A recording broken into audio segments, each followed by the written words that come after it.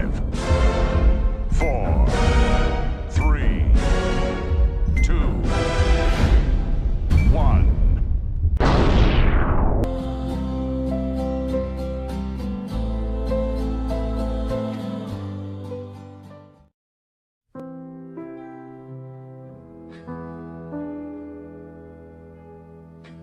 Assalamualaikum warahmatullahi wabarakatuh dan selamat sejahtera.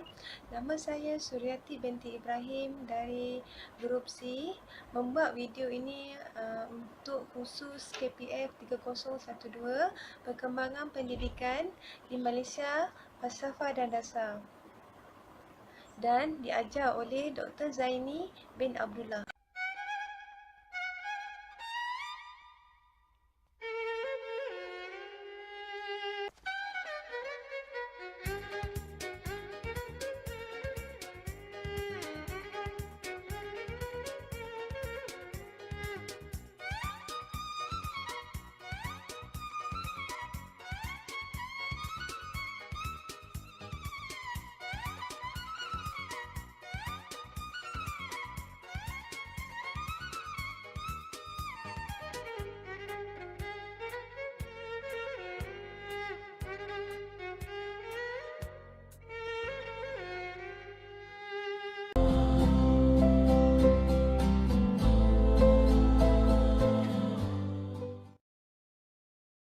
Sekolah Wandakula merujuk kepada sekolah yang menggunakan bahasa Ibunda dalam pelaksanaan penyelidikan dan pembangunan di sekolah. Terdapat 3 jenis sekolah Wandakula, iaitu Melayu, Cina dan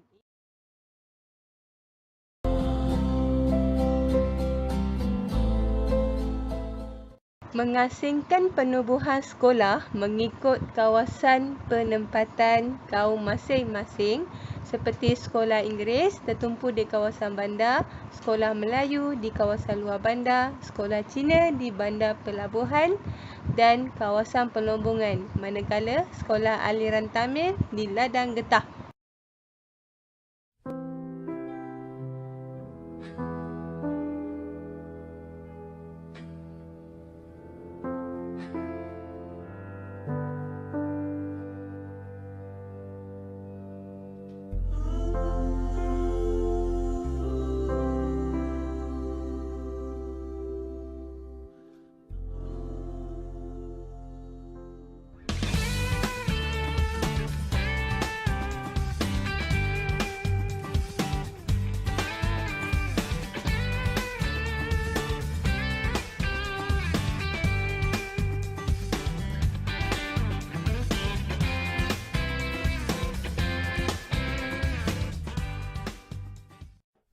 Kesukaran bertutur dalam bahasa Melayu menjadi antara penghalang kepada perpaduan nasional. Demikian menurut Fellow Utama Institut Kajian Etnik KITA, Universiti Kebangsaan Malaysia UKM, Profesor Datuk Dr. Teo Kok Siong. Justru sekolah-sekolah vernacular, khususnya Sekolah Jenis Kebangsaan Cina SJKC, dilihat perlu meningkatkan penguasaan bahasa Melayu dalam usaha memangkinkan lagi integrasi kaum di negara ini. Bagaimanapun, sistem pembelajaran yang terlalu fokus kepada penggunaan bahasa ibunda itu dilihat tidak memupuk jati diri kebangsaan, khususnya apabila pelajar dilihat gagal menguasai bahasa Melayu. Sampai hari ini pun mereka tidak bersetuju untuk menyeragamkan sukatan pelajaran bahasa Melayu sebagai satu subjek di sekolah vernacular dengan sekolah kebangsaan. Jadi kalau itu tidak dipersetujui, selama-lamanya kemahiran berbahasa Melayu itu tidak dapat dipertingkatkan, dan selama-lamanya pelajar-pelajar Cina tidak mengetahui bahasa Melayu dengan baik, tidak menguasainya pada tahap yang sepatutnya.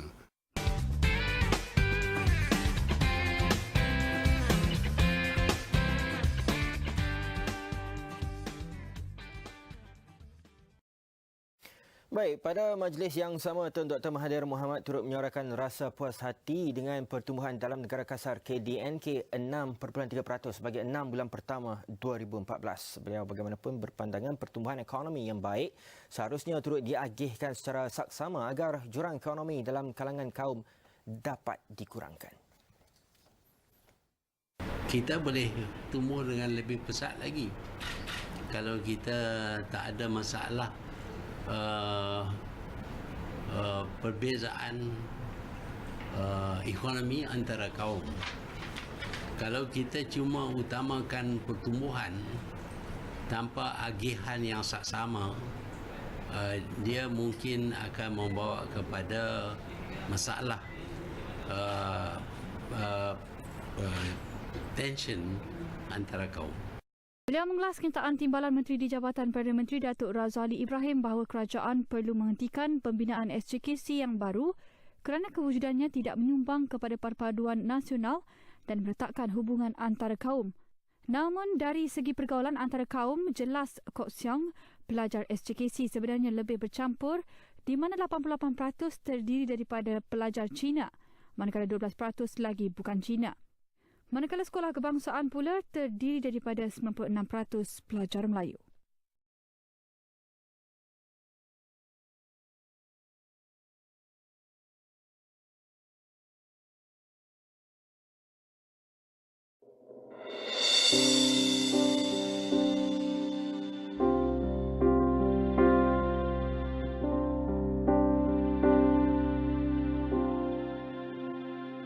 Dunia kian berubah, perubahan melingkari, melaksana hasrat hati, kejayaan terbukti.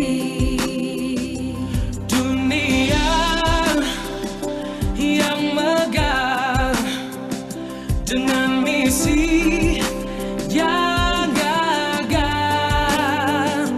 Kerana perpaduan kita masih bersama. Kita satu bangsa, kita satu negara, kita satu mahkamah.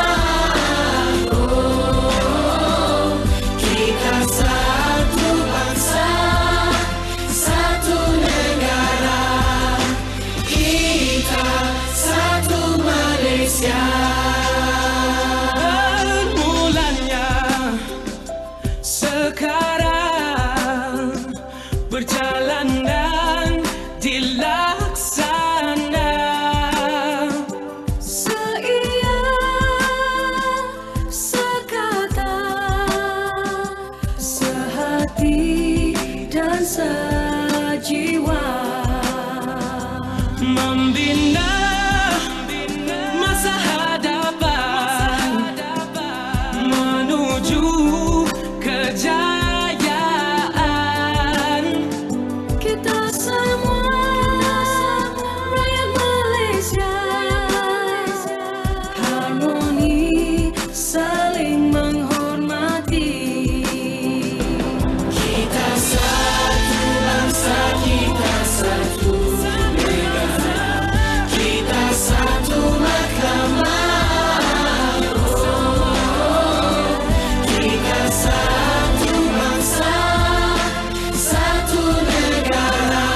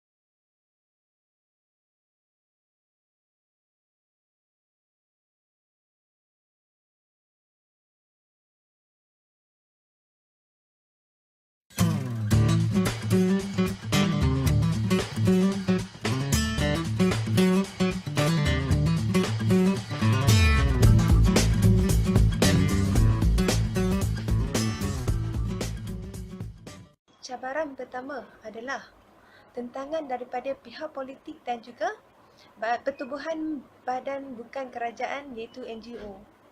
Mereka menafikan bahawa sekolah Wondercooler penghalang kepada pembentukan nasional dalam kalangan masyarakat, dalam kalangan bangsa Malaysia. Dan mereka membantah cadangan-cadangan yang mengemukakan bahawa sekolah Wondercooler mesti dimaksuhkan dan digantikan dengan sekolah satu aliran.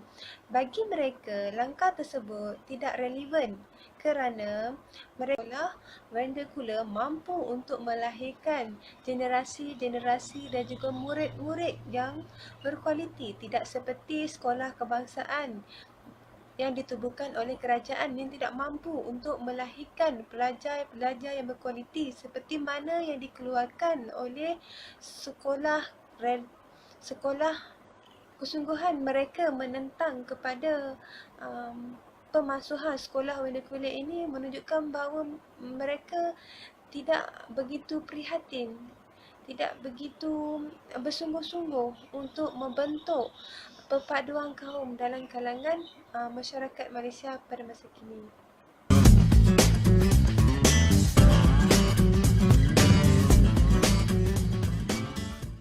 Cabaran kedua adalah sikap kerajaan dan juga dasar pendidikan negara. Okay. Sikap kerajaan yang suka menaruh janji, sikap kerajaan yang suka menabur janji manis kepada bangsa lain yang menyatakan bahawa sekolah tersebut tidak akan dimasukkan. Perkara ini dapat dibukti dengan pernyataan yang dibuat oleh Perdana Menteri kita Amat Berhormat Najib Tun Razak yang memberi jaminan kepada bangsa China dan juga India bahawa sekolah Wondercooler ini tidak akan dimasukkan. Perkara ini membuatkan bangsa lain akan memegang kata-kata tersebut, dan jika perkara sebaliknya yang berlaku, mereka akan mempersoalkan apa yang telah dinyatakan. Okey, perkara ini bukan sahaja dinyatakan oleh Perdana Menteri, malah disokong oleh Menteri Pendidikan sendiri iaitu Tan Sri Muhyiddin Yassin yang memberi pernyataan yang sama, iaitu sekolah Wondercooler mempunyai hak untuk terus wujud dan tidak langsung sekolah Wondercooler ini akan dipertahankan kerana dalam rangka dasar pendidikan nasional yang dibuat baru-baru ini memberi jaminan bahawa sekolah Wondercooler ini tidak akan dimasuk. Seterusnya, masyarakat Tionghoa tidak perlu risau mengenai status Sekolah Jenis Kebangsaan Cina SJKC kerana hak belajar bahasa ibunda sudah termaktub dalam Perlembagaan Negara. Itu tegas Perdana Menteri Datuk Seri Najib Tun Razak yang menekankan perkara itu juga termaktub dalam Dasar Pendidikan Negara. Bagaimanapun, Najib meminta kaum itu agar sentiasa mempertingkatkan penguasaan bahasa kebangsaan mereka. Cuma kita harap pada SJKC ini belajar bahasa kebangsaan dengan baik. Itu. Boleh tidak? Jangan kata gualu lagi. Cakap bahasa macam Presiden MCA cakap tadi. Dia keseluruhan ucapannya dalam bahasa tadi. Tahniah saya ucapkan. Entire speech dalam bahasa. Maka kita nak macam itulah lancar bahasa kebangsaan. Dalam pembentangan bajet 2015 yang diumumkan Perdana Menteri Jumaat lalu, beliau mengumumkan 450 juta ringgit diperuntuk untuk sekolah kebangsaan bagi membangun dan menyelenggarakan fasiliti pendidikan dalam aspek keselamatan dan persekitaran. Manakala SJK Cina, SJK Tamil, Sekolah Mubalih, Sekolah Berasrama Penuh, Sekolah Agama Bantuan Kerajaan dan Maktab Rendah Sains Mara masing-masing menerima 50 juta ringgit bagi tujuan sama. Sebelum ini wujud desas-desus, kononnya kerajaan akan menghapuskan sekolah jenis vernacular kerana ia dilihat melebarkan jurang perpaduan dalam kalangan rakyat Malaysia. Malah, ada juga yang melihat pelajar di sekolah vernacular gagal menguasai bahasa kebangsaan.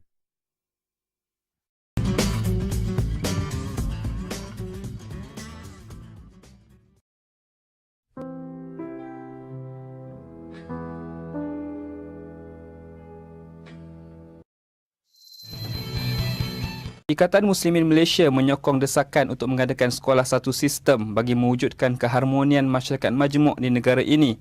Ketua Biro Politik ISMA, Tuan Haji Aminuddin Yahya berkata, sekolah vernacular perlu dimansuhkan kerana ia adalah antara penghalang kepada usaha dalam menyatu padukan rakyat berbilang kaum di Malaysia. Ini antara punca ni, bukan itu saja, tetapi antara punca ni menyebabkan bersusah nak berlaku integrasi kaum di Malaysia ni. Jadi itu memang tak setuju dan salah oleh kerajaan membuat ataupun memasukkan sekolah vernacular ni. Dalam pada itu, Tuan Haji Aminuddin membidas kenyataan Ketua Pemuda MCA Datuk Wee Ka Siong kerana menolak cadangan sekolah satu sistem dan menganggap ia bertentangan dengan gagasan satu Malaysia yang dicetuskan oleh Perdana Menteri Malaysia.